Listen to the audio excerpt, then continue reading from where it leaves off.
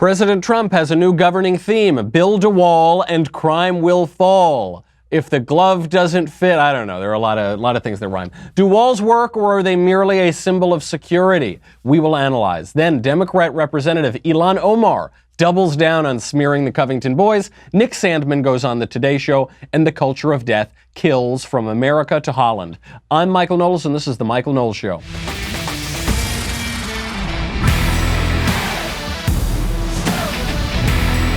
This is the greatest evidence yet that Donald Trump is listening to Alan Dershowitz, that his new governing theme is build a wall and crime will fall. Alan Dershowitz famously on the Dream Team defending O.J. Simpson. If the glove does not fit, you must acquit and build that wall, which will be good for all. And the president is really tall. I don't know. Rhymes actually do work as they stick in people's minds, and President Trump is absolutely right about this theme. Build a wall, crime will fall. We'll go through all of the evidence, but first, let's make a little money with a new sponsor, Untuck It. Oh, how I love Untuck It. Here is a tip. Listen, you know, Vanity Fair called me a dapper, lip-triggering troll. I try to take a little care for my appearance, and no guy looks good if he has a button-down shirt or an Oxford shirt that's all bulky and it's untucked and it's hanging down to your ankles. That doesn't look good. That's called a nightgown, fellas. Don't wear it. You might think it looks casual. You might think, oh, I'm really cool. I'm apathetic. It looks awful. It looks very sloppy. Because the shirts were never meant to be worn that way. They were meant to be tucked. Those are Tuck It shirts. These are Untuck It shirts, which are made especially to be worn untucked, and they look super sleek. I first found out about them. I saw some ads maybe on Facebook or so. I thought, oh, that looks interesting. Then Jeremy Boring, the God King, is an evangelist of Untuck It. So he starts wearing these shirts. I said, wow, that's a good-looking shirt. He said, oh, it's Untuck It, Michael, because I'm a cool guy. And so, okay, great. So I knew I had to get them then. Not too long, not too short, for that clean, casual look that you can wear even at the office. They have more than 50 fit combinations. They look great on tall, short, slim, and athletic guys of all ages. Go to untuckit.com or visit one of Untuckit's 50 stores across the U.S. and Canada. I actually went to an Untuckit store here in L.A. It's great. They'll size you up. They'll fit you into a shirt. Fabulous product. Promo code MKS for 20% off your first purchase. If you want the perfect fitting shirt, regardless of your shape and size, try the original untucked shirt. Remember to use promo code MKS for 20% off your first purchase. You will love them. Build the wall and crime will fall. So the left is saying walls don't work. This is their new line. Walls don't work. Walls don't work. Walls are immoral, walls are ineffective, walls are really terrible, walls are too expensive. They don't work. This is what they all say. But they do work. Obviously, this argument doesn't make any sense. They say walls don't work and they're immoral. Well, why are they immoral? They're saying they're immoral because they keep people out, but if they keep people out, then they work. They say that walls are too expensive. The president's only asking for $5 billion, which is statistically zero of the federal budget. But let's just take on that. We know that walls are perfectly moral. We know that walls are not terribly expensive. Do they work? Do they work? Well, let's look at some of the walls that work. Do they work? According to DHS Secretary, former DHS Secretary, Elaine Duke, they work not only around the world, but in the United States. On Yuma, they built, right by Yuma in the United States, agents were arresting 800 people per day. Trucks were crossing in with a lot of drugs, not through ports of entry, but through little vanishing points where they could disappear really quickly and you couldn't catch them. So around 2005, you had this huge number of illegal aliens pouring in. In 2006, Democrats and Republicans came together for the Secure Fences Act of 2006. This is back when Chuck Schumer and Hillary Clinton and everybody was supporting building a wall before they hated building a wall because Donald Trump wants to build a wall. When they built that wall, within 1 year, apprehensions across that border dropped 90%. They were 1/10 of what they were before 2005, as of 2016. Customs and Border Patrol have saved nearly 4,000 near-death individuals who were lost in that desert. AEI has even more examples. AEI showed a great list of these, the American Enterprise Institute. In Israel, they have a border wall with the West Bank. They didn't build the border wall 60 years ago or 50 years ago. They built it in 2001, 2002 after a campaign against Israel, terrorist campaigns. How did the wall work then? Well, successful terrorist attacks dropped 90% after they built that wall. Same number that we're seeing in Yuma. How about also in Israel, the border with Egypt?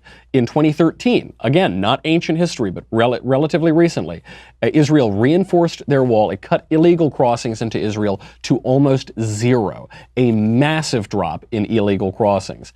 Outside of Israel, in Morocco, there's a wall between Morocco and Algeria. Morocco was fighting off a terrorist campaign during the Cold War by Algeria's proxy, the Polisario Front. Polisario Front lost strength after Mexico built a 1,700-mile wall. So we hear it's impossible. You can't build even 200 miles. Well, they built a 1,700-mile wall, fences, minefields, ditches, all these sorts of things. What happened? It worked. It stopped the attacks. It kept the country safe. How about in Cyprus? So now we're moving a little closer to home.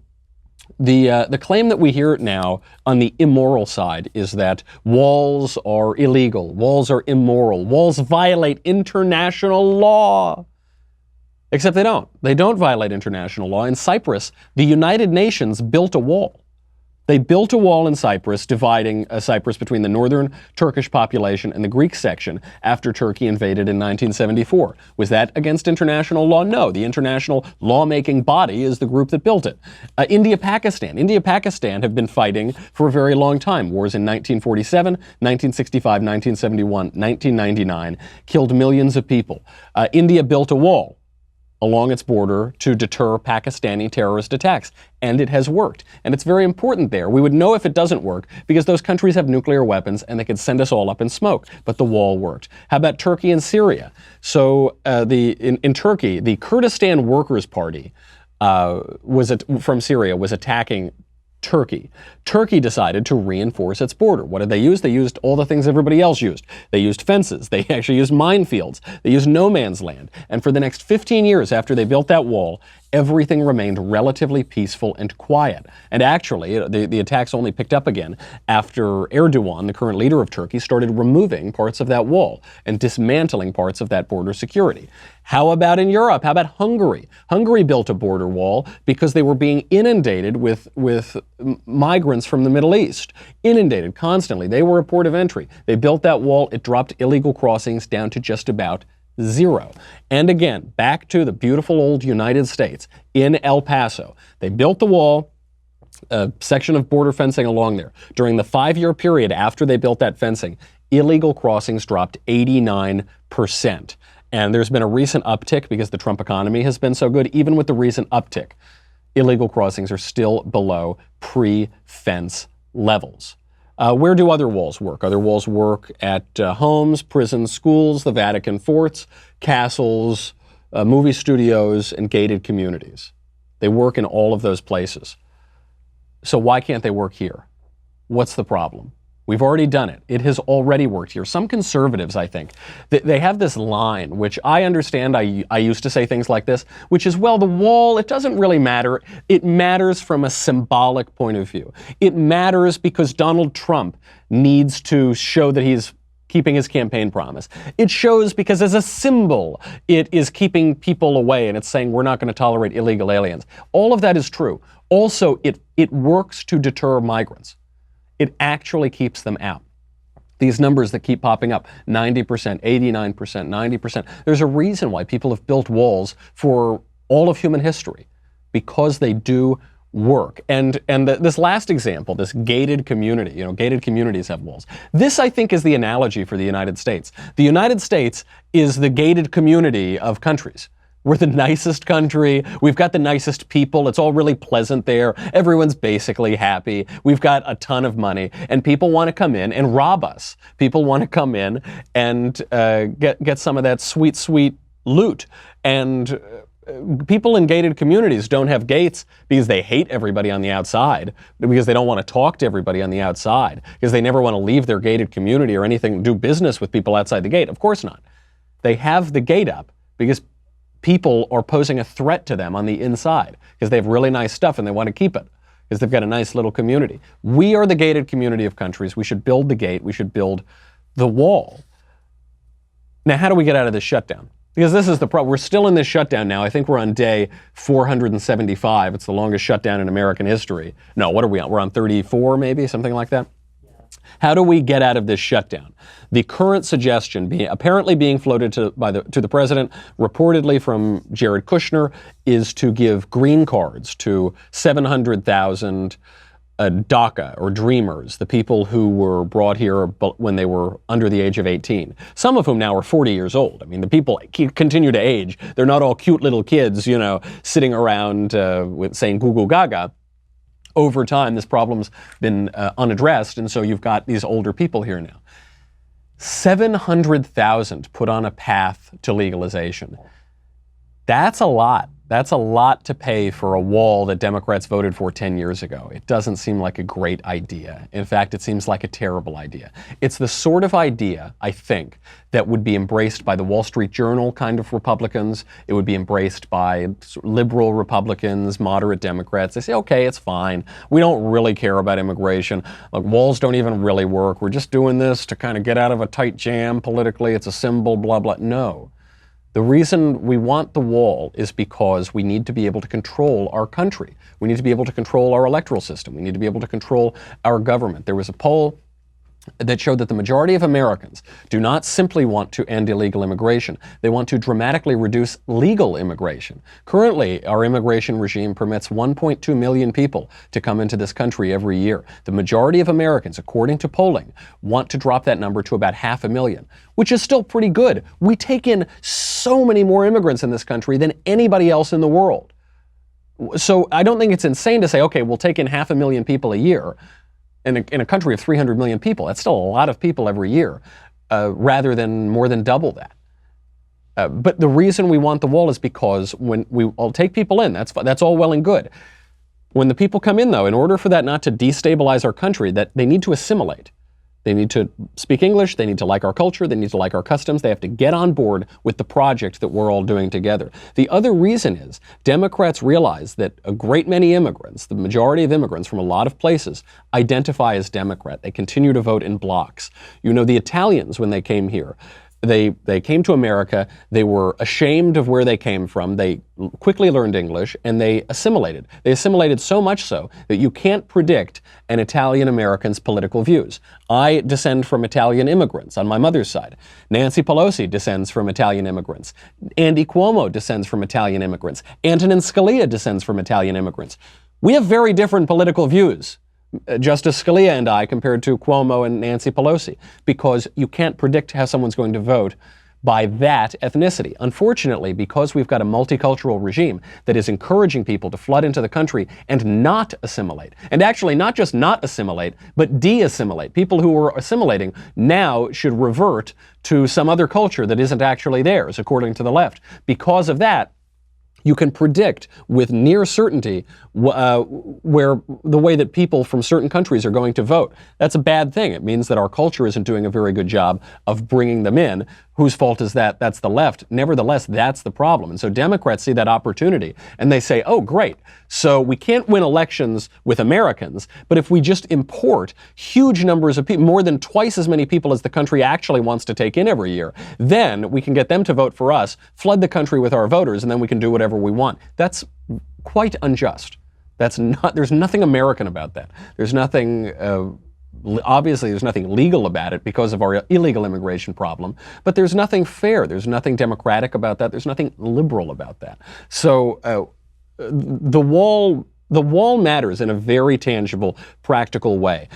The reason it matters is so that we don't flood the country with people who the country doesn't want to be here. And if in exchange for building the wall, you legalize nearly 1 million people who Democrats are hungry to legalize because statistically they're going to vote overwhelmingly for Democrats, then it's a Pyrrhic victory. What have you accomplished? You've built the wall, but you've legalized all of the people that the wall is meant to discourage. What's the point of that? Oh, great, we built the wall. I mean, Ann Coulter had that funny tweet yesterday. She said, okay, if we give amnesty to 1 million people in exchange for 200 miles, if we give amnesty to 1 billion people, maybe we can get the whole wall. That'd be great. But what's the point there? You bring 1 billion people in and then you don't have a country anymore. It's a very bad idea. I hope the president doesn't take it seriously, and I hope that it's being floated out there to get the opinions of President Trump's base, in which I find myself. Let's make it clear, this is not what we want. The Democrats will fold on this. Nobody cares about this shutdown. It isn't really, it's hurting some federal workers. That's sad. The vast majority of Americans don't care about it. Many people don't even know that the government is shut down. It's not affecting their lives. The president was elected to build the wall and stop illegal immigration. The majority of Americans want to reduce legal immigration. This is a winning issue. Don't fail. Don't flop on it. What's the point of that? They would have elected Democrats if they wanted you to do this. So the Democrats do this all the time. Because they control the media, they're able to make it seem like there's this huge public pressure to give them exactly what they want. No, they want you to pass what will end up being a very unpopular policy. It's a trick. It's a trap. Don't fall for it. Very bad idea. We got to get to these Covington kids, too. These Covington, there are new developments. You thought you'd seen it all with that absolute media hit job. Well, now we see there was initially this very short video floating around the internet. And then this Twitter account, this mysterious Twitter account posted it and said, these kids are harassing a Native American. The Twitter account is now gone. Turns out it was a fraudulent account. We don't know if this account was from some foreign agent trying to stir up trouble. We don't know who it is, but it's been taken off of Twitter. When all of the video came out, we found out that narrative was completely false. It was completely flipped on its head, but that was not before the mainstream media, parts of the Catholic Church, a ton of Democrat politicians, even many conservative pundits, piled on these kids with no evidence. Most of the conservatives at this point have apologized. Most of the other people have not apologized. Now Ilhan Omar, that freshman congresswoman from the Democrats, is doubling down. She tweeted out, quote, "The boys were protesting a woman's right to choose and yelled, 'It's not rape if you enjoy it.' They were taunting 5 black men before they surrounded Phillips and led racist chants. Sandmann's family hired a right-wing PR firm to write his non-apology." Yeah, it's a non-apology because he's got nothing to apologize for. You have something to apologize for.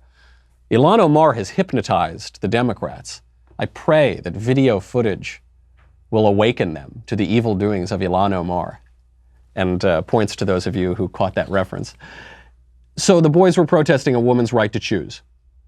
Okay, they were protesting the slaughter of millions of babies, 60 million babies since Roe v. Wade. That's what they were protesting. Why were they protesting it? Because it's the wholesale slaughter of 60 million babies since Roe v. Wade. Also because they're Catholic, but the Democrat Party despises religious freedom, and particularly Catholicism these days. We see this in Dianne Feinstein trying to disqualify judges for being Catholic, Kamala Harris trying to do exactly the same thing.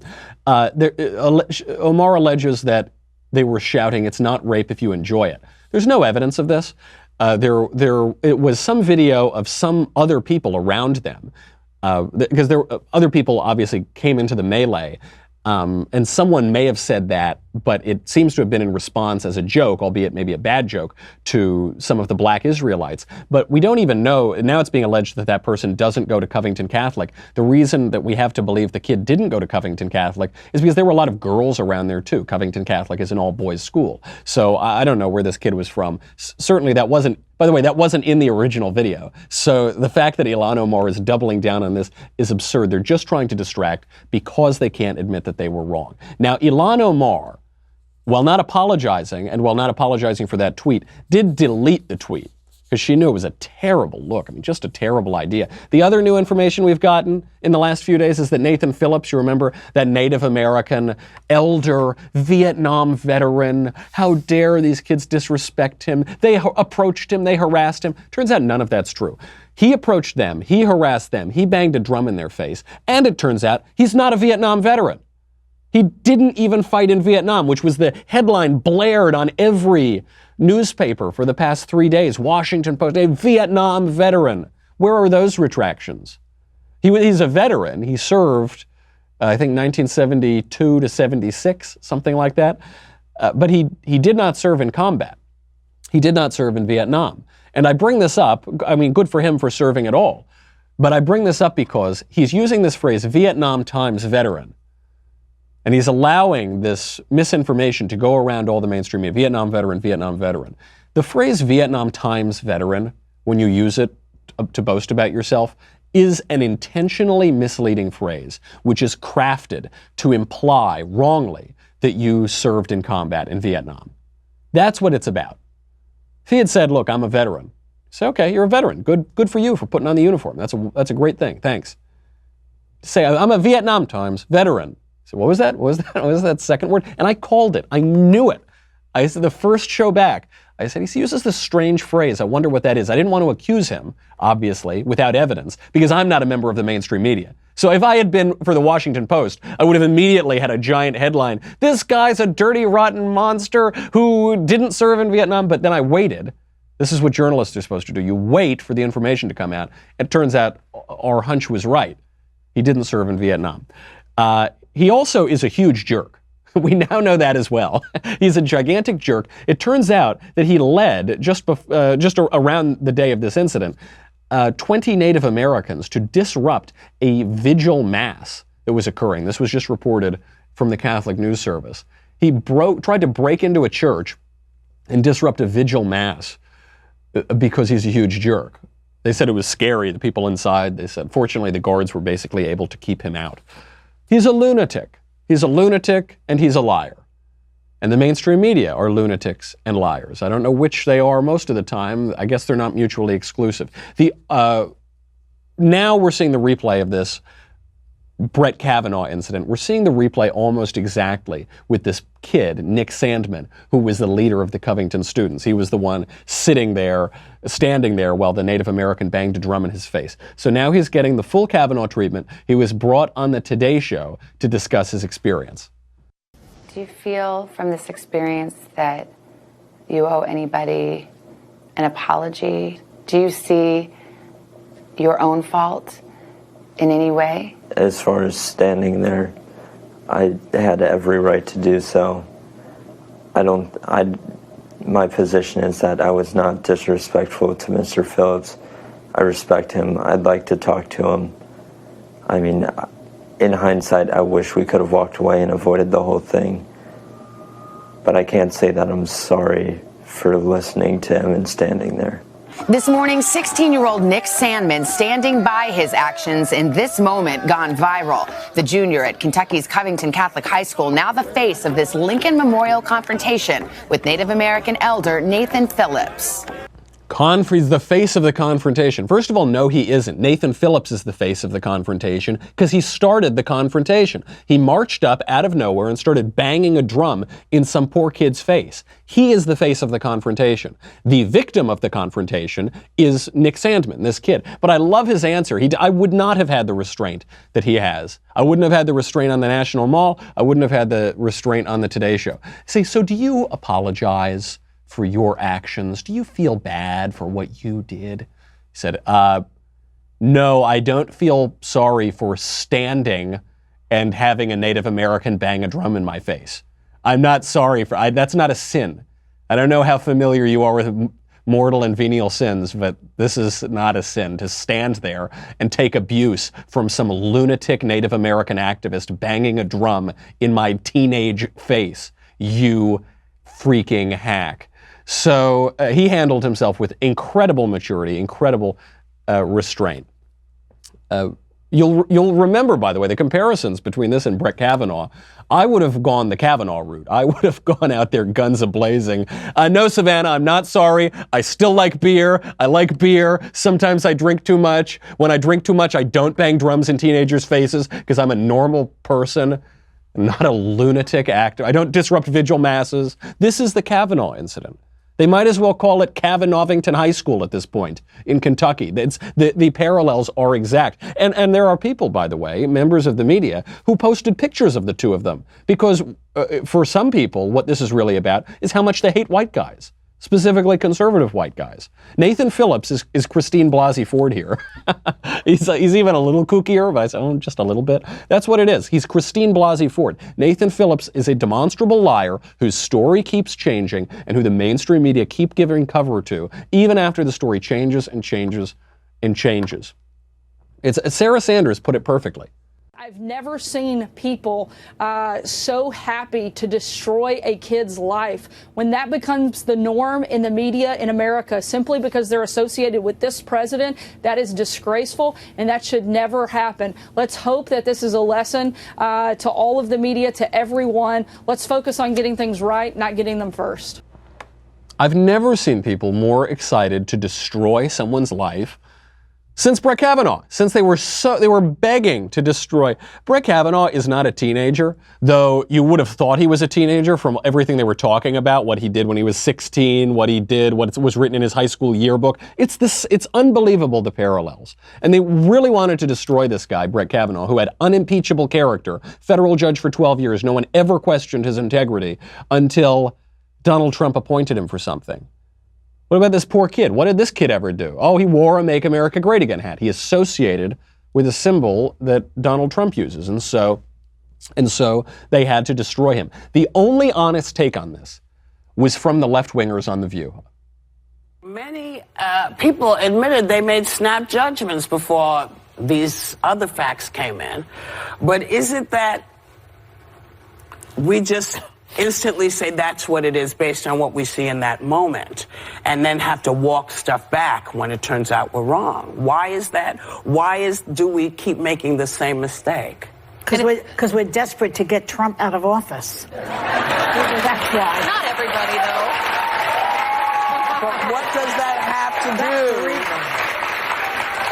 I think that's the reason. I think the press jumps the gun a lot because we have so much circumstantial evidence against this guy that we basically are hoping that, Cohen's got the goods and what have you. And so it's wishful thinking. Right, but let's talk about the kids in this particular all right. confrontation, since that's the question at hand. You also have Trump supporters that also jump to judgment, too. Mm-hmm. So I wouldn't say it's all to get Trump out of office. I think a collective, we as a society jump to judgment today, and you believe whatever you want to believe. If you see that video and it helps the narrative that you believe in, then I think we're quick to jump on that. That's right. That's exactly right. Joy Behar's right. The reason that they jumped on this is because the left is so desperate to get Trump out of office. And Abby, the one sort of more right-leaning person on The View, Meghan McCain, I guess, is there too, but Abby certainly is that way. She says, look, you see what you want to see. You see what you want to believe, which is half right.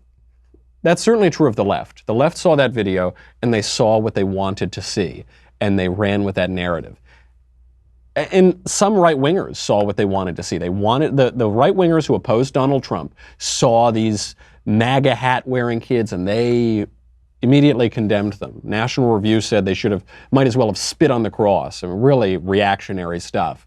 Luckily, at least the conservative ones apologized. I'll tell you what I did, though. When I saw that video, I didn't see what I wanted to see. I didn't react to having seen what I wanted to see. I just kept quiet for like 12 hours. Like 12 hours. It wasn't like I stayed quiet for a week. I said, this is inconclusive. I don't know what this means. Maybe I'll keep my mouth shut for like 12 hours and see what happens. And I'm really glad I did that, because 12 hours later, an hour of video came out and flipped the entire narrative. It's basically the left that saw what they wanted to see. Broadly, the right and independents didn't see what they wanted to see. They saw a video. They didn't know what they were quite looking at because it was a very quick video that was very inconclusive. Then they waited for 12 hours, and then it was fine. This is not oh, shucks, it's all of our fault. Oh, gosh darn it, we all have to do better. No, the left has to do better. And some trigger-happy people on the right have to do better, too. But broadly speaking, the right, broadly speaking, people in the middle, independents, it's not that they have to do better. It's the left, it's the mainstream media, it's politicians, it's parts of the Catholic Church, it's everyone who piled on those kids and didn't apologize. Okay, we've got to talk about how New York is now legalizing abortion up until the date of birth. If you're 9 months pregnant, you're thinking, oh, I might be going into labor pain soon, time to get an abortion. You can now do that in New York State because of the sick governor there, Andrew Cuomo. We will analyze that. We will analyze the case for life and the case for death, how it affects New York, how it affects all the way over to the Netherlands. But first, I've got to say goodbye to Facebook and YouTube. Coming up next Tuesday, January 29th, tune in to our next episode of Daily Wire Backstage, State of the Union edition. Maybe, if they have the State of the Union. Daily Wire God King, Jeremy Boring, Ben Shapiro, Andrew Klavan, Alicia Krause, and myself, little old me, will be smoking stogies, breaking down Trump's speech, separating the MAGA from the non-MAGA. I will be just hoarding all of the MAGA. I will be bathing myself in it and enjoying those sweet, sweet leftist tears. As always, only Daily Wire subscribers get to ask the questions, so make sure to subscribe today. $10 a month, $100 for an annual membership. You get me, the Andrew Klavan Show, the Ben Shapiro Show. You get to ask questions in the mailbag. Coming up tomorrow, by the way. Get your mailbag questions in. You get to ask questions on Backstage. You get Another Kingdom. You get everything. You get everything. And you get this. You get that,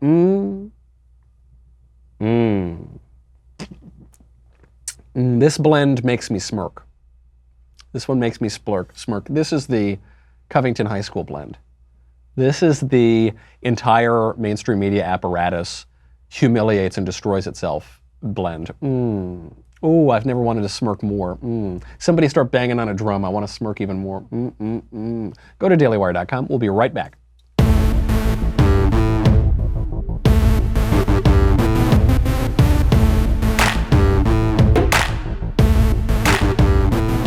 New York is legalizing abortion up until the date of birth, which I think at the date of birth we can all agree that you just call that infanticide. So now the day before birth, do you call that infanticide? No, the left calls it abortion. It calls it women's health or a woman's right to choose. This is a pretty sick governor of New York, Andrew Cuomo. How do you kick off the press conference, Governor? Thank you very much. Thank you very much. Thank you, thank you, thank you. How exciting is today? First, let's give Barnard and the leadership a big round of applause. Thank you for having us here today. How exciting is today? We're going to kill a lot more babies. We're going to kill them right up until the day of birth. How exciting. And then everybody in the press, yay, yay, yay. It's almost comical if it weren't so tragic.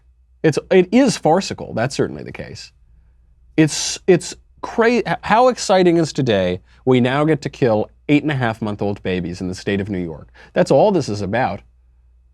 Reproductive justice. That's all that this is about.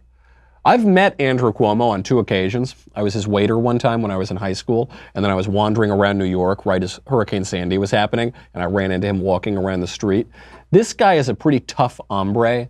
This guy is a pretty no-nonsense bulldog-like character. He clearly has higher political ambitions. His father didn't run for president, though he was expected to. They called him Hamlet on the Hudson. Andrew Cuomo says he's not going to run for president this time around. He clearly wants to be the president. He's been in politics his whole life. Cuomo initially positioned himself as a sort of moderate Democrat. Now he's running far to the left, and that's what this is all about. This is about his future political ambitions in a Democrat Party that no longer believes abortion should be safe, legal, and rare. It believes that you should be able to kill a baby on the very day that he's about to be born. That's what they believe now. At least they're honest. Andrew Cuomo is an old Hillary Clinton guy. He went with the transition team in 1992 to help out the transition. He never left. He stuck around Bill Clinton's administration until the very end of it. He's been close with Hillary for a long time. He invited Hillary to the stage while he announced the new reproductive law, where the ironically named reproductive law, because it's about the opposite of reproduction. It's about killing a baby that's about to be born. He goes on. Deborah Glick was a pioneer and a crusader for women's rights and LGBTQ rights before many of the people in this room were even aware of the fight. Deborah Glick, God bless you. God bless you. Probably a poor choice of words from the governor. Just a rule of thumb, if you are announcing that you're going to kill many, many, many, many more babies, best not to invoke God. I don't think he takes kindly to that sort of thing. It's also ironic how he's talking about that. He says, this is all about women's rights. Well, what about the 30 million baby girls who were killed between Roe v. Wade and today? What about them? Is it about their rights? 30 million.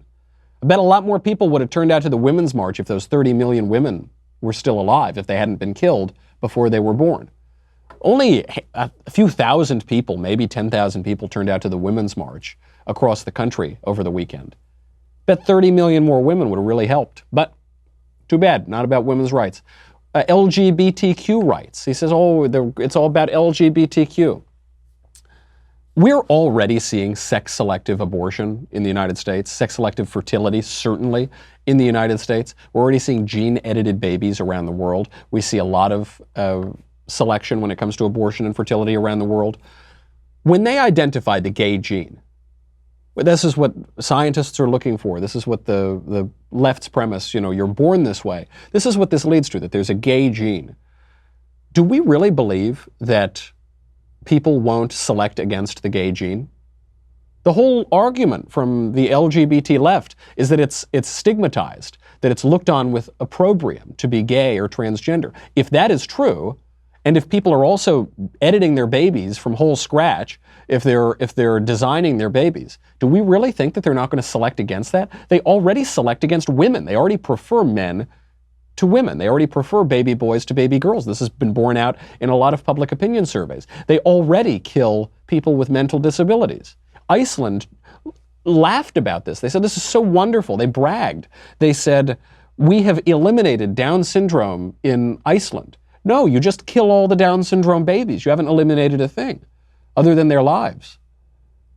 So the irony here, it's for women's rights, it's for LGBTQ rights. Baby girls and gay babies are going to be selected against by this eugenicist agenda. It's already happening, and it's already being discussed as a real possibility. He goes on. We have an extreme conservative agenda in Washington. It's their morality. It's their interpretation of religion. It's their interpretation of ethics, and they're going to impose it on you. Which, by the way, in this upside-down world, is a total repudiation of conservative theory. Because remember what the conservatives said: limited government. Limited federal government, because the federal government, they don't know anything. State government, local government, people's rights, but limited government. Right. That's true. There's nothing anti-conservative about laws against murder. This is such a straw man. I don't know if Andrew Cuomo is stupid or obtuse. It could be either. I don't think he's a stupid man, but he's making a stupid argument. Does any conservative think that laws against murder are wrong because it's big government? Are there conservatives marching saying, we need to repeal laws against murder, get the government out of our killing? No, of course not. The government exists to protect life. Primarily, that's its first charge. Even libertarians, to protect life and liberty. You can't protect liberty without life. This is such a stupid argument. Laws against protecting life are not contrary to any conservative or even libertarian point of view. He says,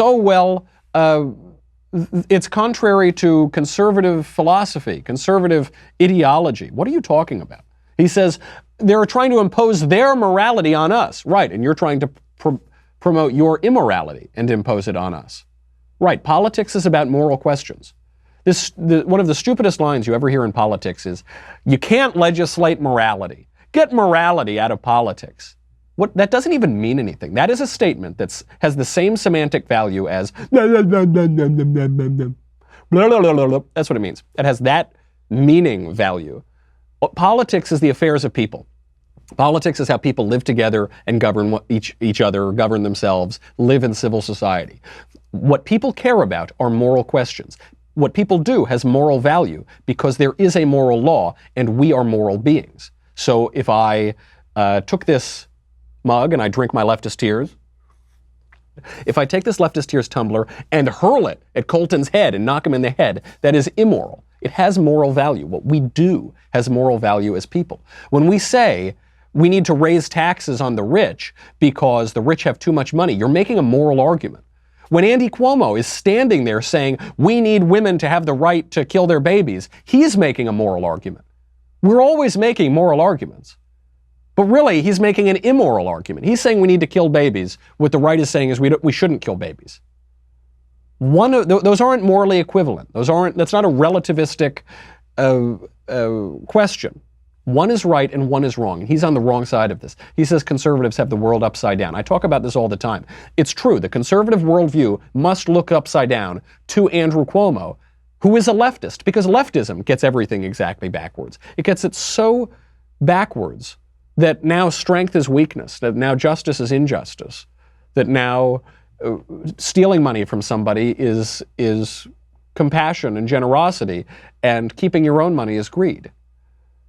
That's a crazy upside down world. And there's a line from, I think it's Euripides in the Bacchae. He says, "Talk sense to a fool and he calls you foolish."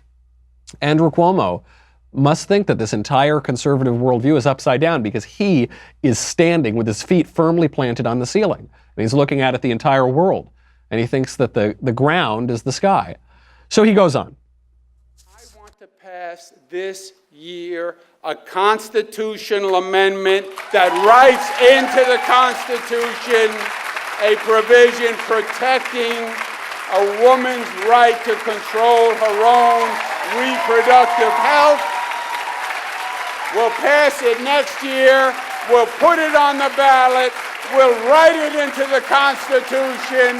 And we'll be able to say we have protected women's rights in a way no one else has before. That's what we're going to do this year. Thank you and God bless you. Is there anything creepier than a man advocating abortion? Is there anything on earth saying, women, I can't wait to kill all of those babies that we've given you and take away all of our responsibility. Yeah, isn't this great? I'm a great guy. So creepy. The way that you know he's wrong, though, after all of this, after all this creepy press conference he's given with Hillary Clinton there sort of stirring her cauldron, she is directly stage right of Andrew Cuomo right now. And if you can't see it, I know she's not on screen in this clip, but what you can just imagine is her sitting there, with a giant spoon, a ladle in her cauldron, like, wah, yes, up until the day of birth, wah. So she's doing that right after the press conference. She turned that stick into a broomstick and then flew right out of the area. The way that you know that this is all wrong is that he can't just say abortion. That's how you know he's wrong. That's how you know that on a deep level, he knows that he's wrong. He can't just say, we're going to make abortion legal up until the day of birth. He can't say that. He says, we are going to give women control of their own bodies. The baby's not their body. It's genetically unique.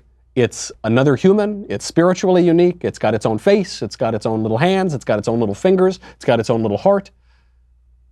It's a different person. It's your child. It has a connection to you. Not just an umbilical cord, it's your child. It does have a connection, right? You're not supposed to kill your children. That's wrong. In nature, sometimes animals kill their children. You're a person. You're not supposed to do that. That's immoral to do. He says, it's reproductive justice. It's not reproductive. It's the opposite of reproductive.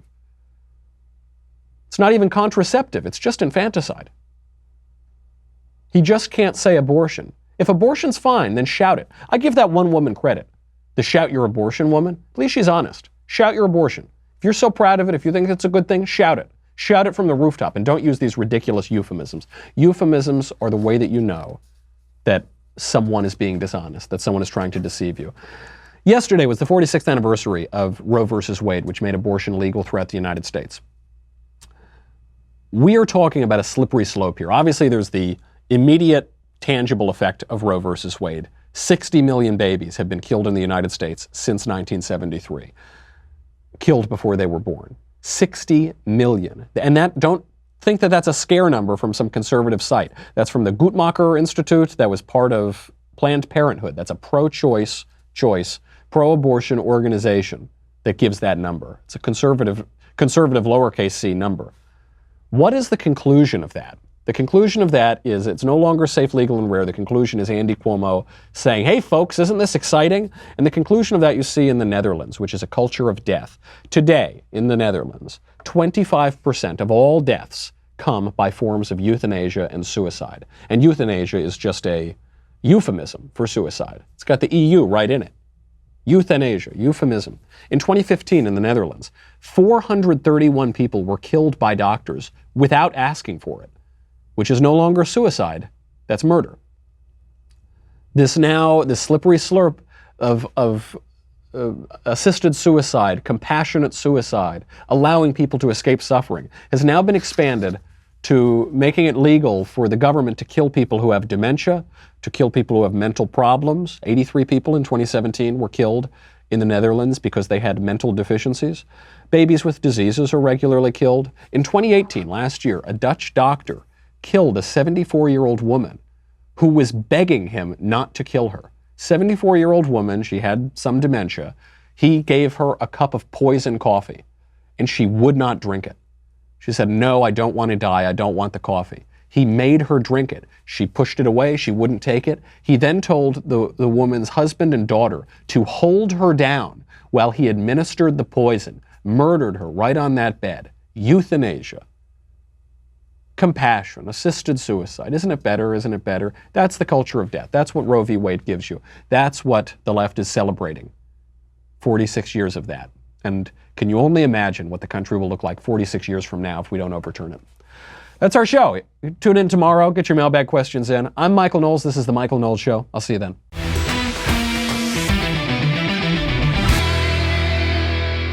The Michael Knowles Show is produced by Robert Sterling.